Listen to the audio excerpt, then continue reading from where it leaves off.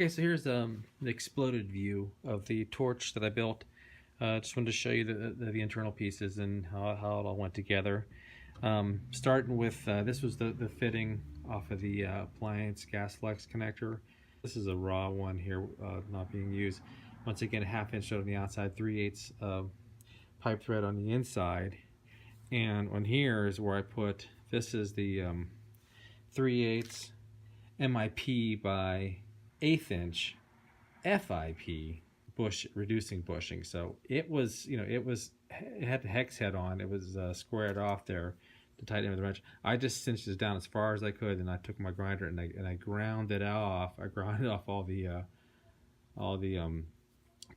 hex connection, so I could put it so it could go inside. And this is of course the orifice that I use. I had converted a barbecue grill from propane to natural gas. This is a 1.66 size hole there. So what this is doing is this is what they call a street elbow, 1/2 inch pipe thread here, female by male, and this is just going inside. So this is not seating all the way up. As if you can see in there, you can see that orifice doesn't go all the way in. It's not hitting the end and getting blocked off. So it's just gonna sit right there and feed the gas down through, and it's working fine that way. So this is gonna go like this. This is just a 1/2 by 1/2 by 1/2 T-fitting. See a lot of guys using 3/4 on this. I'm not sure. You see I ran the torch without it, so I don't think I need to. And I have an 8 inch long nipple here. Then this is the air inlet that I got. Now of course, the standard air hose fittings. This is a 1/4 by 1/4 male by 1/4 female shut-off valve for the air, and then this is a 1/2 inch by 1/4 inch reducing bushing as well. So that's just seating in there. Of course, that's going straight in. The air is coming straight in the inlet there, and that's it, man. Then of course I'm going down. I decided to angle down into my kiln rather than shooting straight down like that. I just wanted it laying on the side there. So this is angling in, and of course you got the bell reducer at the end here for your flame outlet. So with the hole I drilled in my forge, what I do is I'm threading this on, putting this up through, putting the elbow on top. So I got about the wall thickness is 2 inches thick for the wall that I made with the plaster Paris and sand mixture. And so this is actually just a 2 inch nipple, and the hole's a little bigger. This is 1/2 inch ID, so this is like 3/4 OD.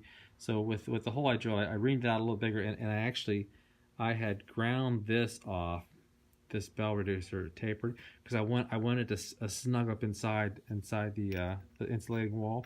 So basically, when I put this together, this is basically clamping. This is clamping around the wall. So this will recess up in some, and then this is obviously flush on the top. So because I only have 4 inch diameter inside hole here to work with, and I didn't want this coming down too low, messing. I don't know how the flame works. So it seems to work fine. I got it tucked up in there. So you can see this is a raw bell reducer, and you can see how much I ground off, just so I could tuck that thing up in there. I'm gonna pipe dope it all together. I'm not gonna pipe dope this way. There's no need in pipe dope and down here. I will pipe dope coming in here. I'll pipe dope both ends of this. I'll pipe dope here,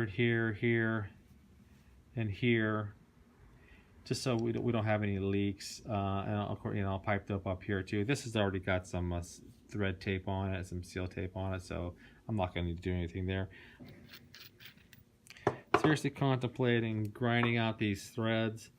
I'm going to get the Dremel and see if I can grind out these threads in this bell. I hear that makes for a nicer flame. Not that I'm having a lot of problem, but can't hurt. I'm not going to need it. If I do decide I want to go up, I have another one. So I'm going to go ahead and grind this out, and then I'll come back and show you the assembly. Okay, got it all together. I'm going to run it like that. that aside, no big deal. I see I ground out the threads in there. See if that makes a difference flame wise. That's it, man. Our regulator snaps on there. And that's about all she wrote. Put it back together, fire it up.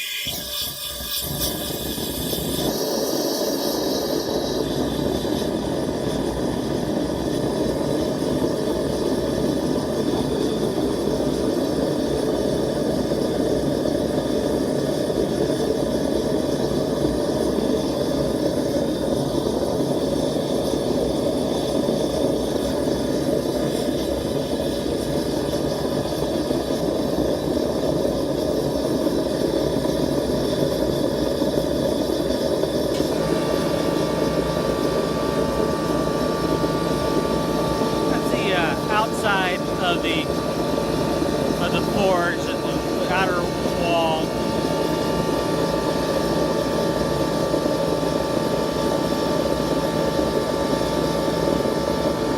The elbow coming in on the gas line, we're staying cold, 82 degrees.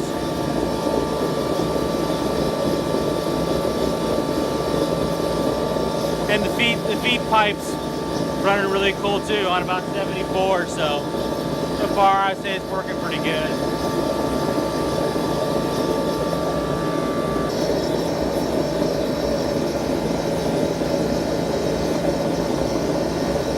There, no more magnet stick.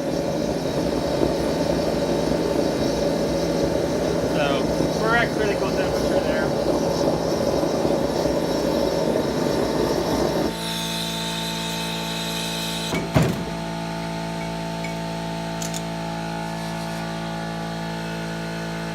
Yeah, I'm pretty pleased.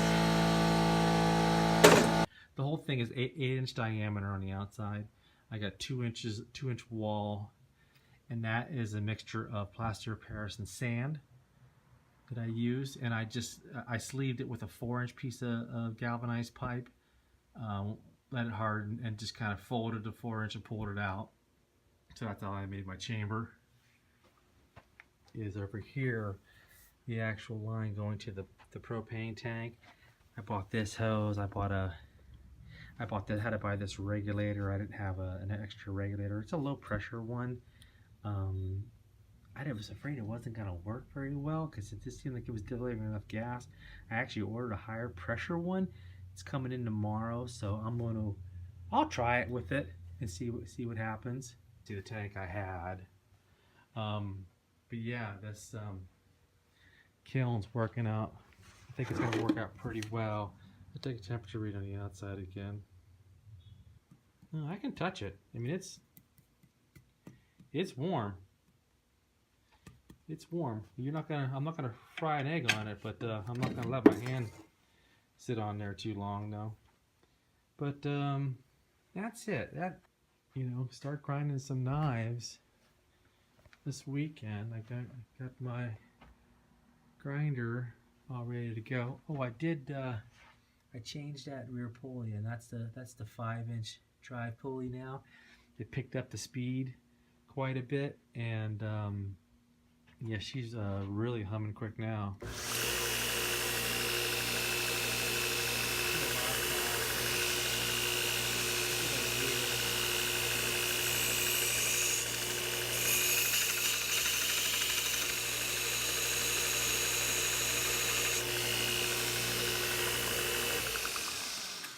She's throwing some good sparks now. It's just eating through the material, so that's what I was hoping for. If it's too fast, you can mess up your grind quick, but I think I'll be okay with it. That's about it for now.